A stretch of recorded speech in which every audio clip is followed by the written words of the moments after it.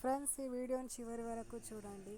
శుభకార్యాలకు వెళ్ళి ఆనందంతో 500 రూపాయలు చదివించే మనం, చావు కార్యాలకు వెళ్ళి కూడా దుఃఖంలో ఉన్న ఆ కుటుంబానికి నేను ఉన్నానని నా వంతుగా 500 రూపాయలు భరోసా ఇచ్చేలా మనలో మార్పు రావాలి.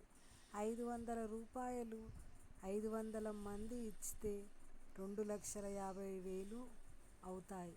50,000 కార్యాలకు, చావు కార్యానికి, దినవారాలకు, కార్యాలకు అయిపోయినా మిగిలిన 2 లక్షలు ఆ కుటుంబానికి ఆదుకుంటాయి.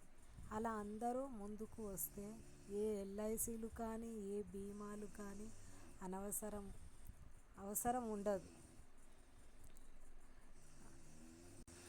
నా ఈ ఆలోచన మంచిదో చెడ్డదో తెలియదు, కానీ ఆ కుటుంబానికి ఎంతో కొంత సహాయం మాత్రం జరుగుతుంది. ఏమంటారు?